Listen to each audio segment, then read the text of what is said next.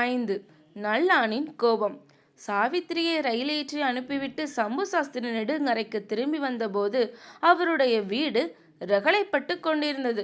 அவர் வருவதற்கு சற்று முன்னால் தான் நல்லான் வியர்க்க விறுவிறுக்க விரைவாக நடந்து வந்து அவருடைய வீட்டிற்கு நுழைந்தான்.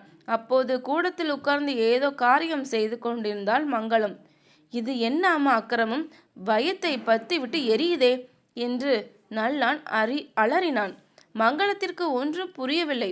நல்லான் எப்போதும் எஜமானிக்கும் குழந்தைக்கும் பரிந்து பேசுவதுதான் வழக்கம். மங்களத்திடம் சில சமயம் அவன் சண்டை பிடிப்பதும் உண்டு. பெரியம்மாவை, அதாவது மங்களத்தின் தாயாரை அவனுக்கோ கட்டோடே பிடிக்காது.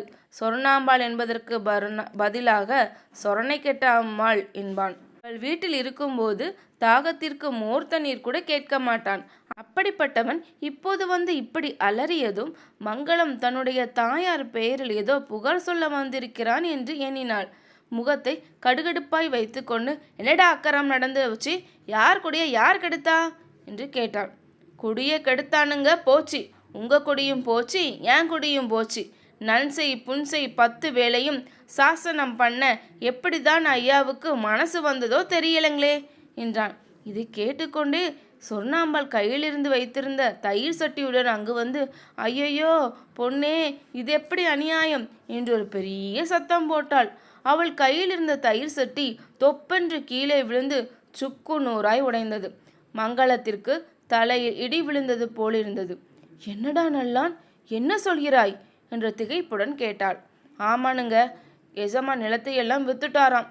இனிமேல் அந்த வயல்வெளி பக்கம் நான் எப்படி போவேனுங்க என்று நல்லான் மறுபடி அலறினான். சொர்ணாம்பாள், ஐயையோ குடிமுழுகி போச்சே, கிளியை வளர்த்து பூனை கையில் கொடுத்தது போல இந்த பிராமணனுக்கு ஒன்றை கொடுத்தேனே, வேற ஒன்றும் இல்லாட்டையும் சோத்துக்கும் துணிக்காவது பஞ்சமில்லைன்னு நினச்சிட்டு இருந்தேனே, அதுவும் போச்சே, இப்படியாகவும் நான் நினைக்கலையே, மோசம் பண்ணிட்டானே பிராமணன் என்று சொல்லிக்கொண்டே ஒவ்வொரு பேச்சுக்கும் ஒரு தடவை வயிற்றில் அடித்து கொண்டாள். இதை பார்த்ததும் நல்லானுக்கு இதனடா சனியன் இவரிடம் வந்து சொல்லி போனாமே என்று தோன்றிவிட்டது. இந்த சமயத்தில் ஏற்கனவே பாதி திறந்திருந்த வாசற்கதவு நன்றாய் தெரிந்தது. சம்பு சாஸ்திரி வாசற் படியண்டை நின்றார். நல்லான், இது என்ன இது என்று உரத்த குரலில் கேட்டார். சாஸ்திரியை பார்த்ததும் நல்லானுக்கு மறுபடியும் ஆத்திரமும் துக்கமும் பொங்கிக் கொண்டு வந்தது.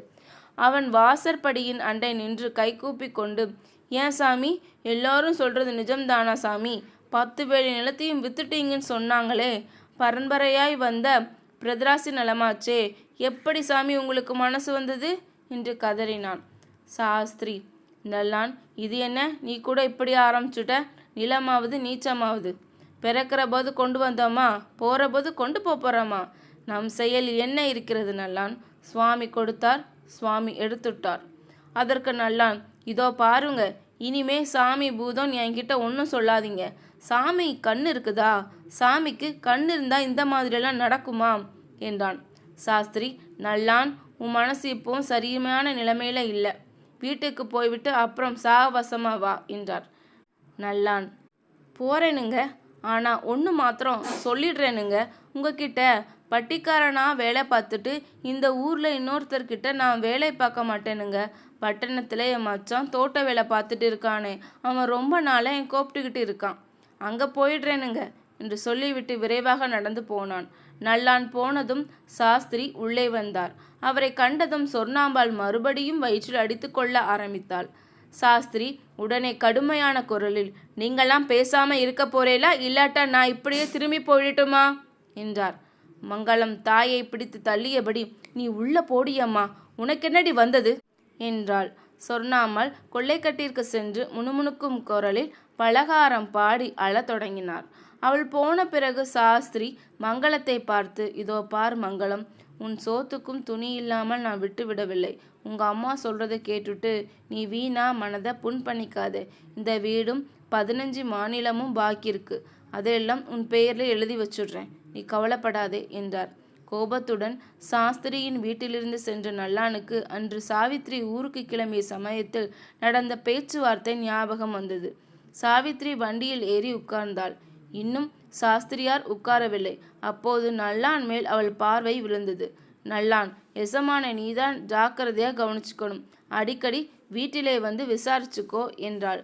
அதெல்லாம் நீங்க கவலைப்படாதீங்க குழந்தை, கடவுள் நம்ம ஐயாவுக்கு ஒரு குறையும் வைக்க மாட்டாரு என்று பதில் சொன்னான் நல்லான். அந்த பேச்சு இவ்வளவு சீக்கிரமாய் பொய்யாய் போய்விட்டதே, கடவுள் இப்படி பண்ணிவிட்டாரே.